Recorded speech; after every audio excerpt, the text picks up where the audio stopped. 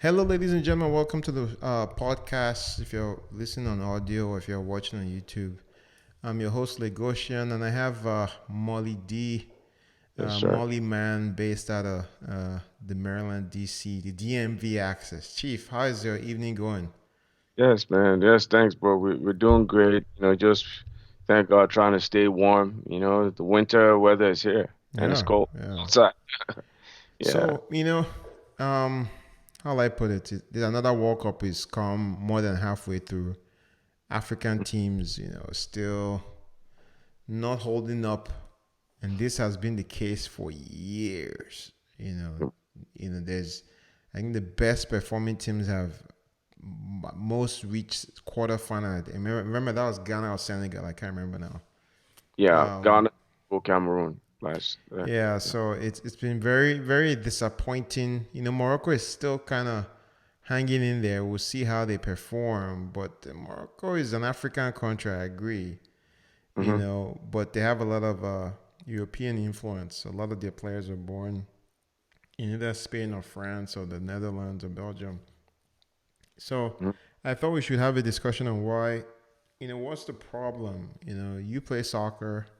Mm-hmm. I'm kind of involved in youth soccer here in the U.S. You played back home. So what's the reason why African countries are not, and I don't want to go on a spiel for an hour. I just want, salient points, a nice 10, 15-minute discussion on why African teams not doing well. They know the World Cup is coming. What's the Mm-hmm. problem? Is it coaching? Is it talent? Why do the Europeans do better? Why do, um, the South American teams do better? Yeah. And I think that, and you touched on having, the importance of experience and like person like myself, haven't played for years, even here locally, very involved in Nigerian soccer community. Um, Still play actively, but I've also been around like, you know, um, routinely around folks that have represented Nigeria in the past, played professionally and, you know, um, been in Europe, done things for Nigeria and all that kind of stuff. And whereas the the culture is still there for a lot of African teams. They're very involved and engaged with the sport. The talent is still there. But Anyway, that's the talent. There are different ways to define talent. I'll allow you to continue because I have my thoughts on how you define talent. But go ahead. when I'm talking talent, I'm talking about the raw skills. Raw, The yeah, the raw, raw. I think raw you should qualify that. Yeah. yeah, raw technical skills, the ability to, um, to play the game. Like in basketball, you talk about the handles of a point guard. Like how good are those handles? How soft is your jumper? Like can you make your shots? Can you man up on D? Like we're talking about the basic raw technical skills, but let's not also forget the physical prowess, which has been like the hallmark for a lot of African teams, and which was what led countries in the past, like the likes of Cameroon and even Nigeria uh, and Ghana, to routinely dominate some of these teams that are now giving us a hard time.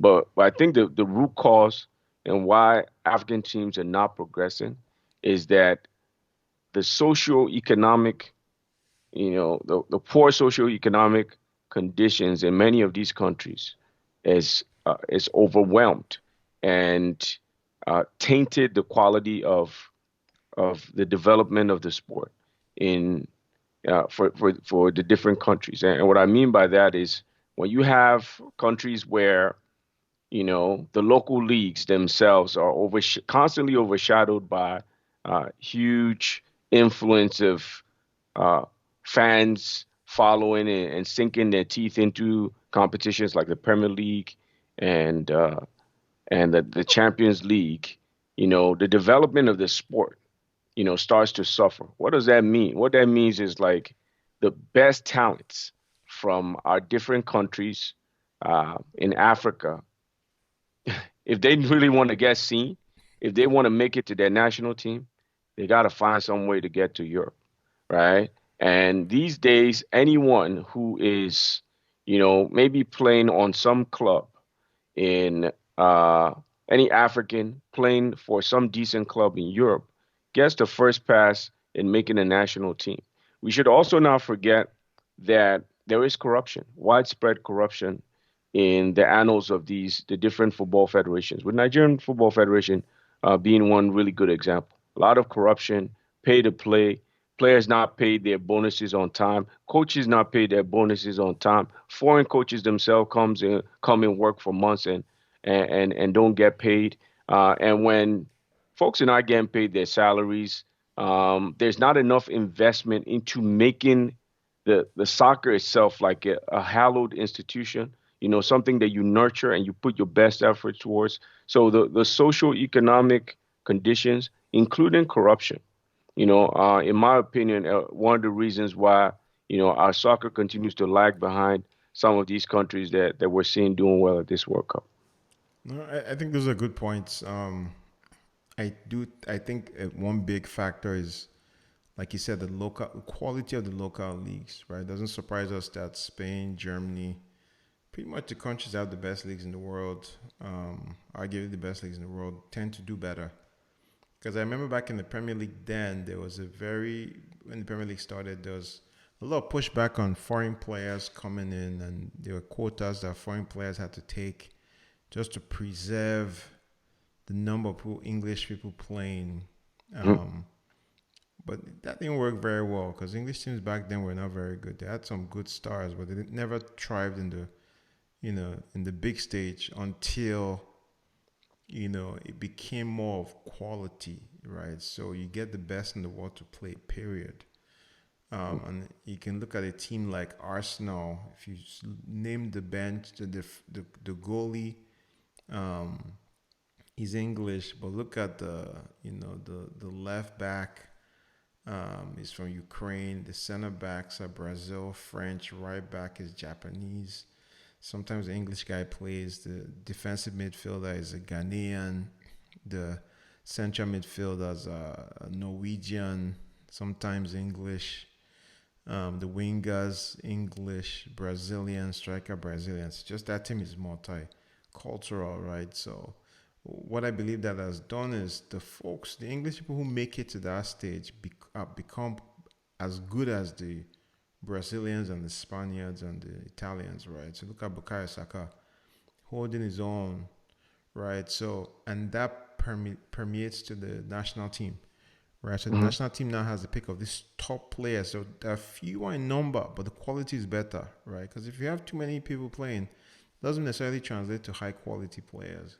So I think that's one. African leagues are not great, but I know the leagues in like South Africa are better. But South Africa as a country in football doesn't have any.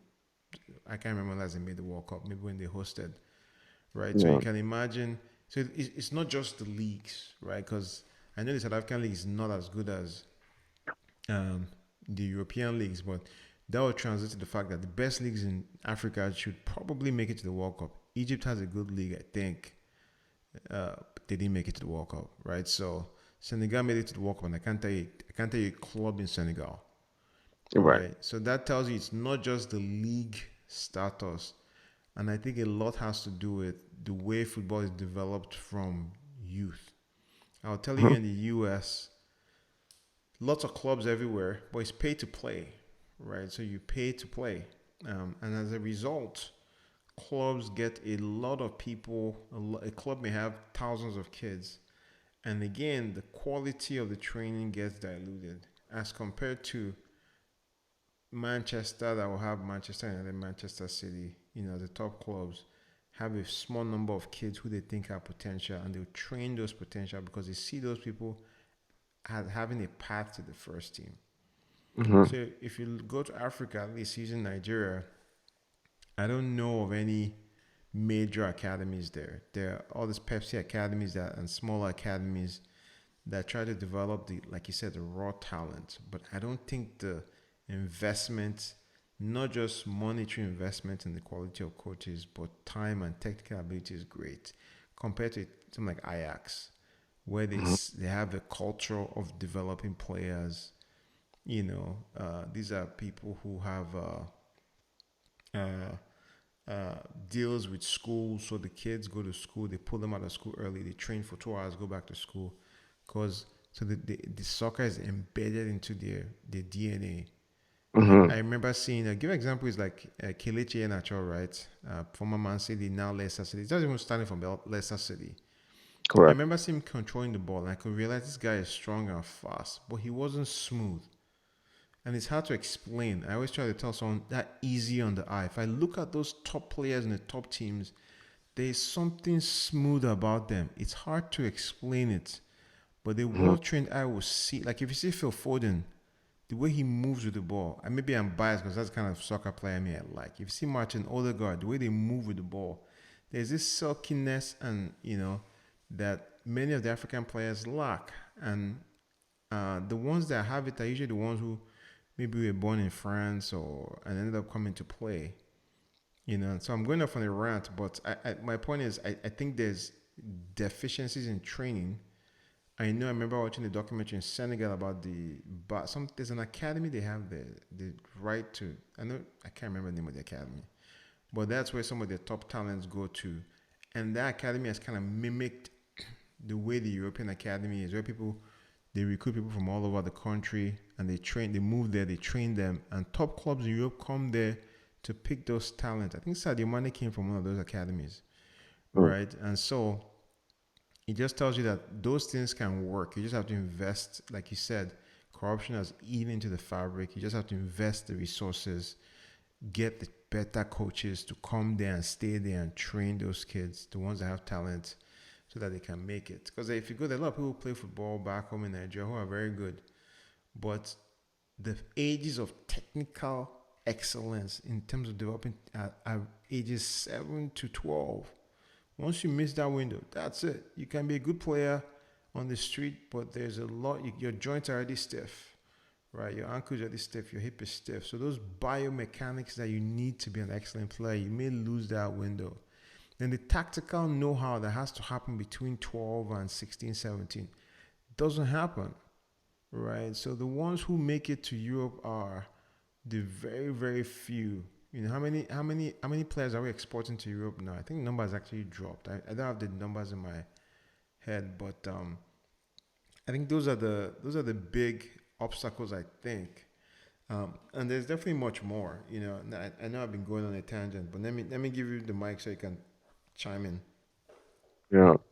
I think you made very very great points. Uh, with football or soccer being a global sport, there's definitely a lot that goes into making the ideal uh, the ideal team, the ideal players, and obviously having like a good crop of players that you can use to uh, push the ambition of your country, at the world level. But to the point I made earlier about the socio-economic conditions in Africa, I feel like it is caught up to us in that there used to be a time where we could just get by just on talent, having the guys with the most naturally endowed players, natural fitness, you know, um, the guys with the six-pack physiques can run for 90 minutes to 120 minutes. That's not But enough anymore. it's not enough anymore because you know why? The ball can always be faster than the player, right? Yeah. If you watch the game, you watch the Netherlands in this World Cup, they only have their most star quality player is Van Dijk in the back. They don't have any, they don't have the guys of the 90s like the Seedorfs and the Davids and Bergkamps and Cliverts. They don't have that stuff anymore, but they still have the concept And the of tactical is solid. total soccer where they can, like they did against the US, they can man up on you and play you like man on man defense. But when they have the ball, they play like these really tight triangles in tight spaces. And then when they get out in transition, you can be in trouble Yeah, with them, but right? all that's been trained. Yeah. Those countries have a culture. They have a curriculum that the academies teach. So this is Dutch football. So even if you are training in VV Venlo or or you're training in Ajax, you're getting that Dutch football. So That, when he that, gets to the national team, you're not learning for the first time how to play those tight triangles, like you said, which is that culture we don't have. We rely on physicality. yeah, Um, but right. I was gonna bring this important point because I was watching Ghana, and I was watching, I was wondering how does is it one of the IU brothers? One of them, I don't the one that plays in Saudi Arabia, and I was wondering why is this guy still playing? Are you telling me that there's no young talented Ghanaians in the at home or in Europe who do a better job? Because I Uh, just felt like it was kind of the same, and that's the point with African. There's some players you bring for leadership, for experience, but we tend to rely a lot on old heroes, you know. right. And I think that has a role to play. I'd like to get your thoughts on that point. Then lastly, I'm going to get your thoughts on this increasing trend of African dual national kids. So Yeah. someone like Tariq Lamptey, went to Chelsea Academy, plays for Brighton, now playing for Ghana. And I heard they're trying to get Callum Hudson-Odoi to switch, you know. That increasing trend of dual national kids or players who can make it to the team of where they're from now, who now default to playing for their countries or their heritage or their countries of their parents. Hmm. What do you think about that whole phenomenon? Do you think it's going to expand? You could see Cameroon, Choupo-Moting, Mbumo. They didn't grow up in Cameroon. They obviously have Cameroonian heritage. You can tell from their names, and we're starting to accept, you know, 5, 10 years ago, that was not the case. We're starting to accept that maybe these players should be, mixed with the crop or the other players. What do you think? So first off, to that whole thing about that DDIU guy, it's funny that you mentioned that same sentiment because one of my guys, shout out to Olumide if you're watching, in our group WhatsApp chat, he asked the same question, I think like 2 days ago. Actually, it might have been yesterday, and he's like, "Why is this guy? Are you trying to tell me that they can't find players better than him in Ghana?" That's a great point. That penalty kick that he took against, Horrible. I just thought to myself like what is this? You're a professional player. This is what you do for a living. Yeah, This is terrible, and you're also the captain of the team. yeah. But part of what we talked about before is like the corruption in that affects that The still play politics. African soccer. Corruption as a twin brother or twin sister to politics, Yeah, right? nepotism, You know, stuff like that. right. All of that stuff, they're all related, and we see it often and often again. To your point about okay, we sometimes teams tend to rely on old heroes. I don't even know that this guy is that much of a hero for Ghana, right? Like his dad, as far as I'm concerned, was that star guy for a minute, right? But I've never seen. I can't ever look at the guy and say like, okay, you know what? Like he did for Ghana what like Okocha did for Nigeria. Like when people were still clamoring like Okocha should stay, Okocha should stay. You look at the business case for that and look like, okay, well, you know what? We haven't really produced anyone like that guy. So, like out of We actually desperation, haven't. yeah, so we wanted him to stay as long as he could because he brought something that we'd never seen before. But to your point about having, these guys with dual nationalities and all this stuff, I think it's going to continue because, again, due to social economic conditions over the last 25 to 30 years, and a lot of African countries where, like we're seeing a lot of brain drain stuff that you can relate to in your field, um, and other fields as well. A lot of Africans just trying to look for brighter pastures in Europe and places like that. More and more of these kids are being born overseas. And because they're being born overseas and they have parents who have roots in Africa, you're going to see more of these guys with dual nationalities being faced with this choice of like, who do I play for? Where do I go and represent? But at the end of the day, having these kids who grew up in some of these foreign academies, having them choose to play for countries like Ghana, like Cameroon, like Nigeria, and all that stuff, at the end of the day, it's still not going to fix our problem. It's still not going to solve the fact that like our teams are still very tactically inefficient at the highest level of soccer. It's not going to erase the problem of corruption and bribery from officials, pay to play, and all that kind of stuff. It's not going to change that. So the guys, I feel like they have to do what they feel works best for them. I feel bad though for those ones from England that think that because of one thing, they can just walk into the England squad, and they just pick them. So there it Yeah, is. I think we had a similar conversation before that there are two layers of the top players that in Arsenal, Manchester United that will have a shot at the England team. Then there's group of folks in the Championship. There are a group of folks in the mid to lower Premier League teams, the Wolves, the Crystal Palace, that potentially, like if you look at this Crystal Palace, Iberici Eze, right? You don't have to be Nigerian to know he has Nigerian heritage. Um, I don't think he was ever played competitively for England. So he's someone that he started enough that the NFF or the Football Association can start to reach out. And I'm not saying I'm not promoting it. I don't know what the right answer is, honestly. I really don't. It's probably a mixture of both. But like you said, it's not going to solve the problem. But if you look at, Jamal Musiala, his dad is Nigerian. I looked at the youngest Premier League player ever, 15 years. That one, Ethan Waneri, Nigerian descent. Mhm. I remember seeing a list of Arsenal Academy one year. Like 6 or 7 names were either Igbo or Yoruba names. Mm. So, as you said, they have the strength, they have the muscle fibers to thrive. So if you put the technical training, combining the technical training, then you get excellent players like Bukayo Saka. As long as they have the smarts and the vision to succeed in soccer.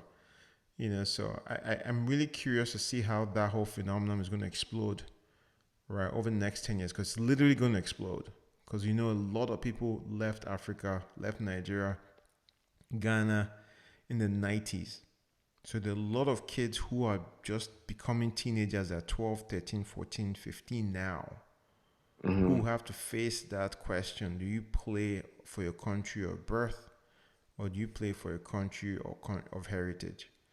And Yeah. it's a fascinating discussion to me because um, I'm curious to see if I was the president of the Football Association in one of these African countries, I would really be looking into that because I'll be chasing these boys from when they're 13, 14. I wouldn't wait till they're 18, 19. I'll be inviting them for the under 15, under 16. Because just like the way the US does it, right? The US, no one's have a US passport. Look at Yunus Musa. Mhm. He was born in the US when his parents came on vacation or something. Some story. I don't know how valid that story is, but this guy never lived in the US, right? But he's one of the midfielders in the US. Klinsmann started that whole tradition of looking for US citizens abroad. Look at Cameron Katavik as he started the third game. His dad is American, born and raised in the UK. Same with the left back, Anthony Robinson, born and raised in the UK. Dad to an American dad. So America is adopting it, and I wonder how the other African countries. I could see that even Senegal had some of those players. Even Morocco. Look at Hakim Ziyech, Ashraf. What's his last name? Ashraf Hakimi. Mhm. So I think I think it's here to stay. I just think how you balance it. Do you see a future where the full Nigerian team have never been to Lagos before? They're all born and raised in England and the US and Canada. I'll tell you something. Like I think that that while that is a theoretical possibility, I, I think African countries really need to work to fix the conditions of living and those circumstances that are driving their citizens away to seek uh, greener pastures overseas. And this is going to be my last point. Um, they need to look at those conditions and those circumstances. For all these guys that you've mentioned, there's far more talent uh, in those countries, domestically, in every one of those countries that you've mentioned, that's been overlooked. They don't have an opportunity to shine. They don't have academies to nurture them. They don't have the good coaching facilities and the encouragement that they need in their local leagues and in the feeder teams of those local leagues. Like in a lot of those domestic leagues in Africa, players don't even have health insurance, right? So, ultimately we have to be looking at not how to tap into what the white people have developed and invested in, even though they're African of African descent, but looking at how we can better things for our people.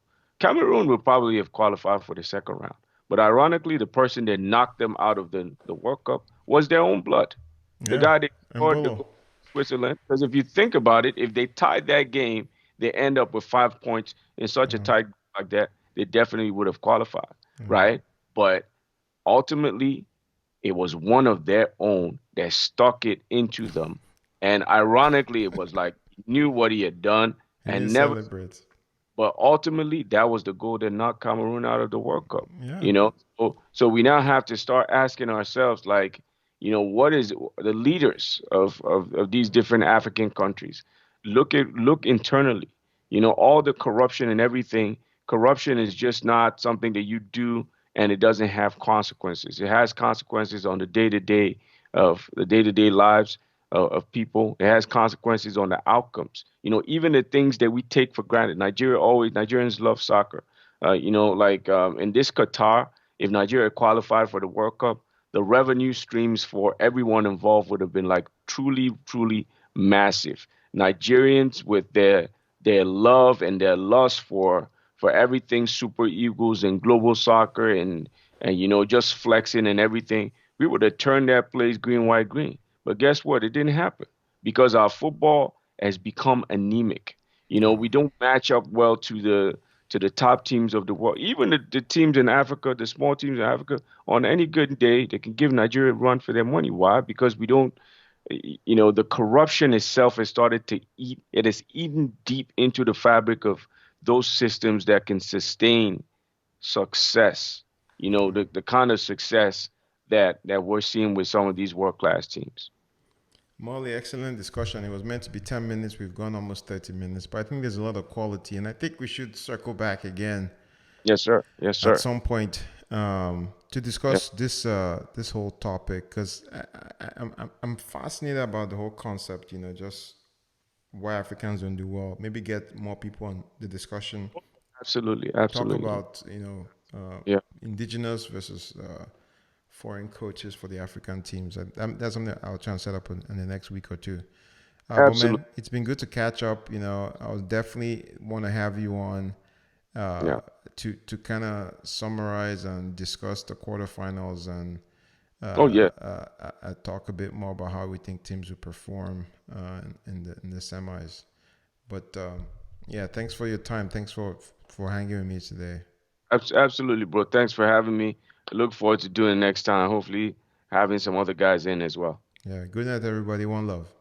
Yeah, thank you. Bye bye.